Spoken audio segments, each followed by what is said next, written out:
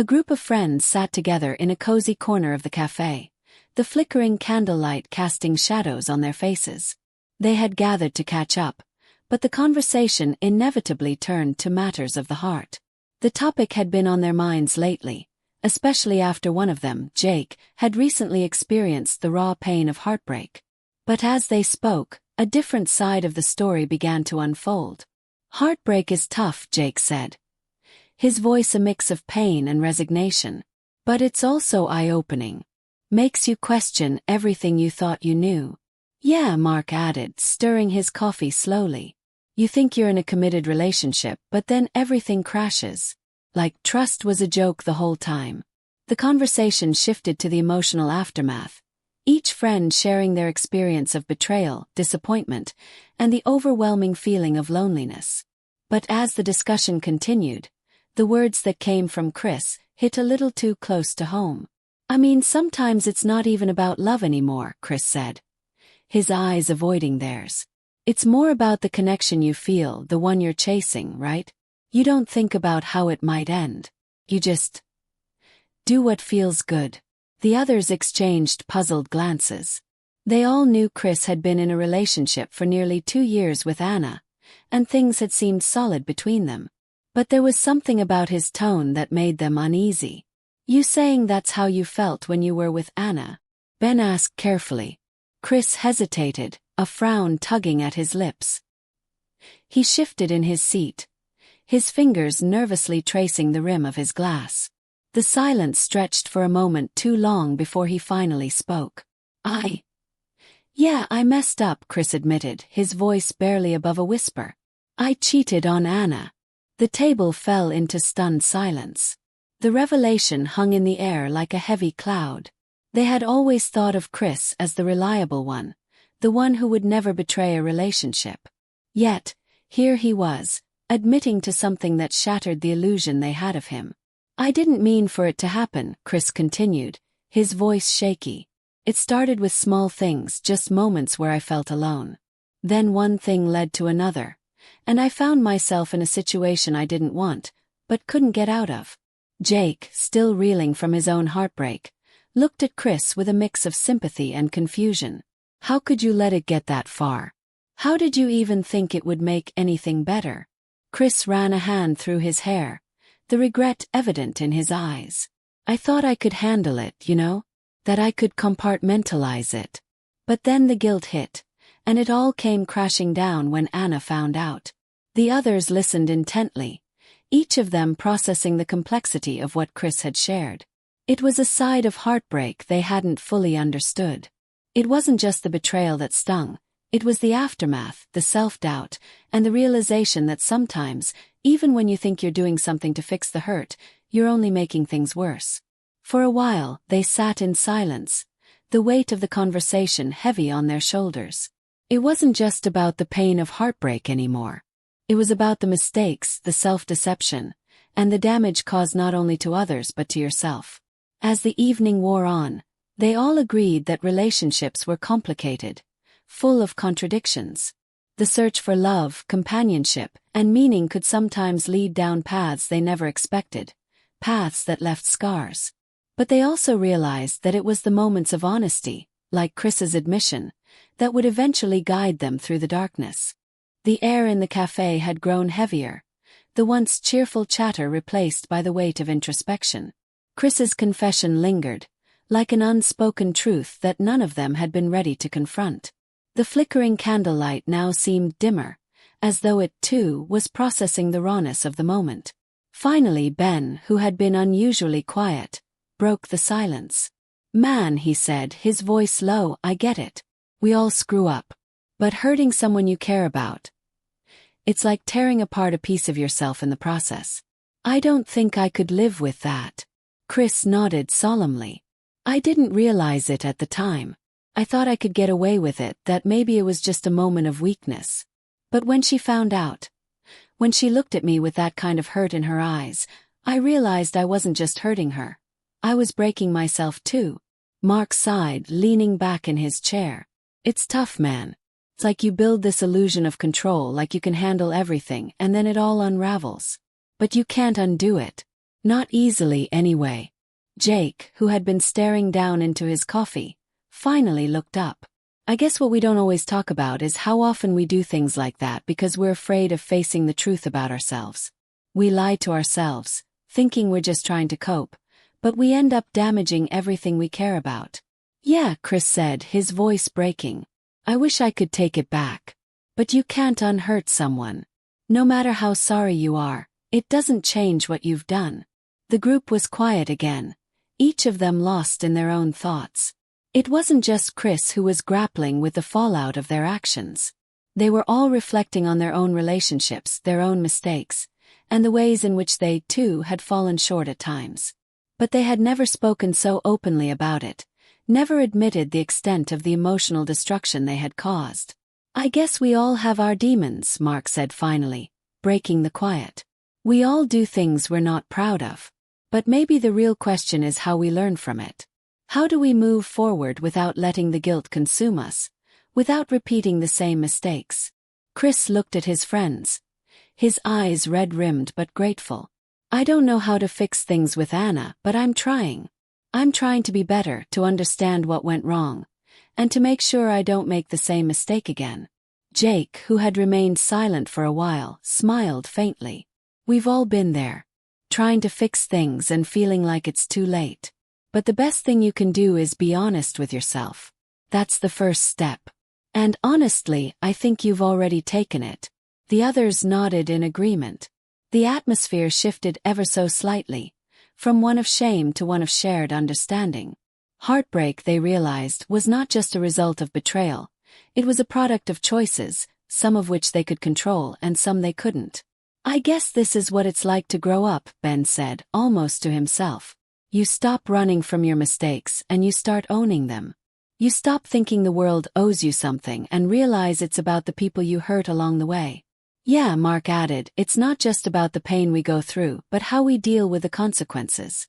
It's about learning to be better, for ourselves and for the people we care about. As the conversation continued into the night, the topic of heartbreak evolved into something more profound. The power of reflection, the value of honesty, and the importance of self-awareness. They knew that the road ahead wasn't easy.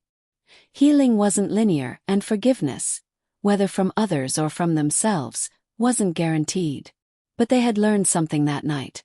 The real strength came not from avoiding heartbreak, but from learning how to rise from it, understanding that their choices shaped not just their futures, but the futures of those they loved. By the time the cafe began to empty and the last flickers of the candlelight dimmed, they all knew that the healing had already begun. It wasn't in the grand gestures of making up or fixing the past. It was in the quiet moments of honesty, the kind of conversation that could change the course of a life. And in that, they found a kind of hope, fragile but undeniable, that perhaps heartbreak didn't have to be the end of the story. As the group stood to leave the cafe, the weight of their conversation still lingered in the air, but there was a sense of relief too. The dark shadows of guilt and regret that had hung over them seemed lighter now, shared among friends who understood the complexities of love and loss. The flickering candle was extinguished, and the last remnants of warmth in the room were replaced by the coolness of the night. But the discussion had sparked something deeper in all of them, a new perspective on their lives and relationships. Walking out into the crisp evening air, they paused for a moment, unsure of what to say next. It wasn't the kind of thing you could just move on from easily. The bond between them felt stronger, though, forged in the fires of vulnerability and honesty. I know it's not easy, Jake said, breaking the silence. Heartbreak is tough, but maybe it's about more than just the pain we feel. Maybe it's about what we choose to learn from it. Ben nodded slowly. Exactly. We can't change the past, but we can start building something better from here on out. We all have our baggage, our mistakes. But it doesn't define us.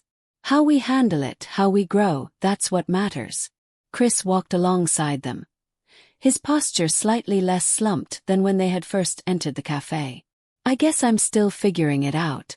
How to fix things with Anna, how to make sure I don't hurt anyone like that again. But I feel like tonight gave me something important. It's not just about making amends, it's about changing who I am. For real. The others nodded in agreement, each silently processing the truth of what had been said.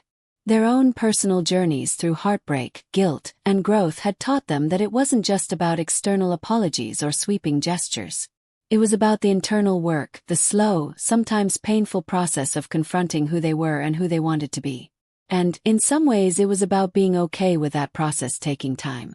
As they parted ways on the street, with each friend heading in a different direction, Jake felt a sense of peace he hadn't experienced in a long time. The conversation had been hard, brutally honest even, but there was something cleansing about it.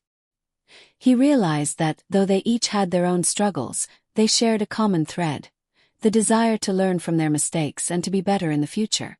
And maybe that's what healing truly looked like. Not an endpoint, but a continuous process of change and self-awareness. A few weeks later, the group met again, this time at Jake's apartment. It was less somber, the air lighter, as they shared stories of how they had been navigating their relationships and personal growth. Chris had reached out to Anna, and though things were still rocky, they had begun to talk again.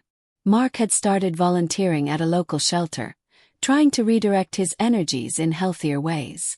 Ben, who had struggled with his own failed relationship, was starting to date again, but with a newfound respect for the emotional work required in building something lasting. And Jake. He had taken the time to truly reflect on what had happened in his last relationship, recognizing the patterns of avoidance and emotional distance that had led to its demise. He had decided to focus on self-healing first, knowing that being truly whole was the only way he could be in a healthy relationship in the future. The conversations that evening were different, not just about heartbreak, but about the next steps they were each taking. They laughed more easily, and the heaviness that had once filled their gatherings seemed lighter, replaced with a shared understanding that growth, though painful, was possible. "Life's funny, isn't it?" Mark mused, leaning back in his chair. "We spend so much time worrying about the wrong things, avoiding hurt, avoiding mistakes, when really it's all part of the process. You don't heal by running from the pain. You heal by facing it head-on." Chris smiled at that. "Yeah, I think I'm starting to understand that. You can't skip the hard stuff and expect to get better." As they shared stories, jokes, and even a few tears, the bond between them grew even stronger. They had all learned something valuable, not just about heartbreak, but about resilience, forgiveness, and the courage it took to face one's mistakes. They didn't have all the answers, but they had each other. And, in the end, that might just be enough. As the night came to a close, Jake couldn't help but feel grateful, for the friends who had stuck by him, for the lessons learned through pain, and for the hope that, no matter where life took them, they would keep showing up for each other. After all, real healing didn't come from avoiding heartbreak, but from embracing it and using it as a stepping stone to becoming better versions of themselves. And in that moment, surrounded by the people who had witnessed both his heartache and his growth, Jake knew he wasn't alone. The journey was far from over, but it was one they would walk together. As the months passed, the conversations at Jake's apartment became more frequent and lighter. The group of friends, bound by their shared experiences, had started to build a new rhythm in their relationships, one where honesty and vulnerability were the foundation. They were no longer just talking about heartbreak, they were talking about healing, about moving forward, and about the strength they had found in each other.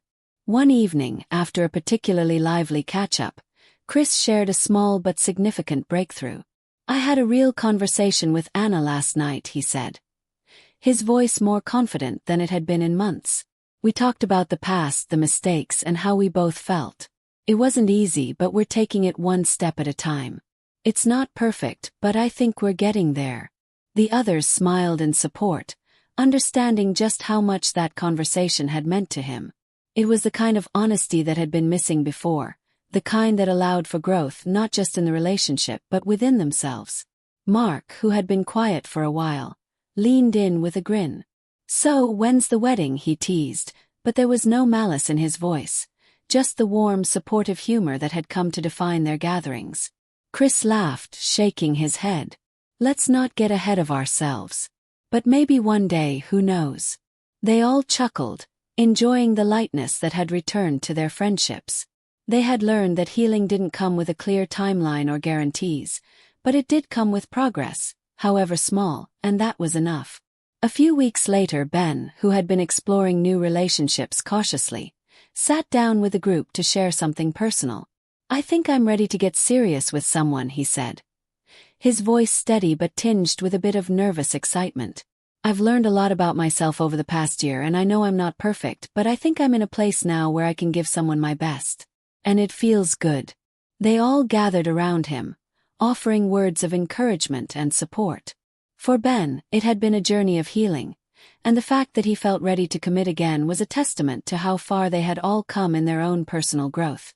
Jake, still reflecting on his own journey, smiled at his friends. "I never thought I'd say this, but I think I've learned to love myself a little more. I used to think that my worth was tied to being in a relationship, to finding someone else to complete me. But now I know that I'm whole on my own. If a relationship comes along, that's great. But if not, I'm okay with that too." The group exchanged knowing looks. They had all come to similar realizations. They had learned that relationships, whether with others or with themselves, weren't about perfection, but about acceptance and growth. They had seen the fragility of love and connection, but also its resilience, especially when nurtured with honesty, vulnerability, and effort. As the seasons changed, the bond among the group deepened. They no longer met just to talk about heartbreak, but about all aspects of life, the challenges, the joys, and the small victories. They celebrated each other's successes, whether it was Chris making amends with Anna, Ben embarking on a new relationship, or Jake finding peace in his own solitude. One rainy afternoon, as they gathered for a quiet get-together at Ben's new apartment, Mark raised his glass in a toast. "To growth," he said, a smile playing at the corners of his lips. "To learning from our mistakes, forgiving ourselves and each other, and to the kind of friendships that help us heal." They clinked their glasses, the sound a reminder of how far they had come. There was no more bitterness in their hearts, no more fear of facing the difficult truths. They had built something real, a support system grounded in honesty and understanding. And in that moment, they all knew that no matter where life took them next, they would always have this, each other, and the knowledge that they had the strength to move through the heartbreaks and the hard lessons, emerging stronger on the other side. It wasn't the perfect ending. There would always be more challenges, more heartbreaks, and more moments of uncertainty. But the one thing they all knew now was that they didn't have to face them alone. Together, they had found a way to turn the pain of the past into a foundation for a better future. And that, in itself, was a kind of love, a love that didn't need to be perfect, just true.